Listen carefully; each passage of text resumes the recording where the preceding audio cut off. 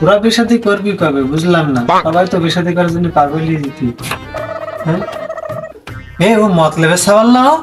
হ্যাঁ আর কি পাটশাট হইছো করে কি উঠতে এলাকায় দেখা যায় না। তাই তো হ্যালো ভাইজানেরা, কেমন আছো? বসো বসো বসু। বহুদিন পরে দেখলাম তোমার।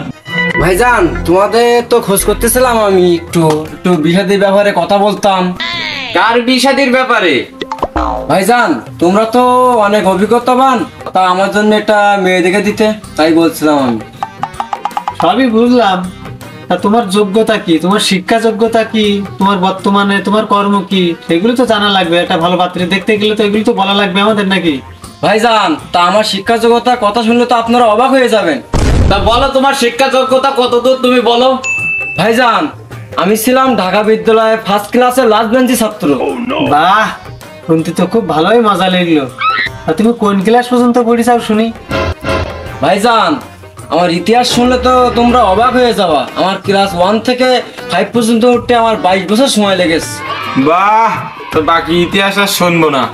ভাইজান, আমি কোথায় চাকরি করি তা শুনবা না? তা তুমি বলো, সব তো শুনতেছি, কোথায় চাকরি করো তুমি বলো। ভাইজান, আমাদের সাতক্ষীরা কাস্টম গোডাউনের সামনে যে ড্রেন আছে না? হ্যাঁ হ্যাঁ ভাই, আমি বুঝতে পারিছি। ওই ড্রেন পরিষ্কার করাই তো তোমার কাজ, আর বলা লাগবে না। কি কও? আরে না ভাইজান, তোমরা ভুল বুঝতেছো। ওই ড্রেনের পাশে আমার দড়িবালতির অফিস, আমি ওখান থেকেই শত শত মানুষের গ্রামগঞ্জে পাঠাই।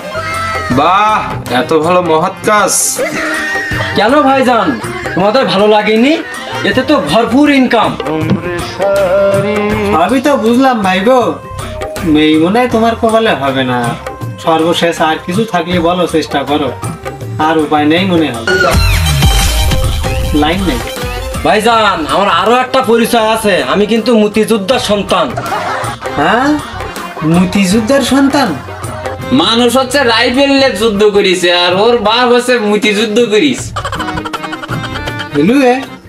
ভাইজান, অস্ত্র ছোট হোক বড় হোক সেটা বড় কথা না, অস্ত্র তো অস্ত্রই। তা ভাইজান, সবই তো বুঝলাম, এখন তো আর সেই কোটার প্রথা চালু নেই, আর কোটায় তো কেউ বেও দেয় না, বেও হয় না। তোমার মনে হয় লাইন নেই, একেবারে কিছু করার নেই। হবে না তোমার বেশাদি, তুমি অন্য লাইন দেখো। এমনি তোমার গেট আপ সেট আপ ঠিক আছে, কিন্তু তোমার যে চাকরি, তোমার যে যোগ্যতা, তোমার যে স্ট্যাটাস, সেটা এই অত্র এলাকাতে আশেপাশে 10 গ্রাম দিয়ে কারোর সাথে যায় না। তুমি তো রাত্রি ভেবে দিকেন, আর তোমার বাপের দিকে একটু মুতি বেদিত পারে কি তুমি? এত পরিচয় দেও কোনো লাভ হলো না, আমি আর বিয়ে করব না। ভালো থাকো তোমরা, চলে যাচ্ছি।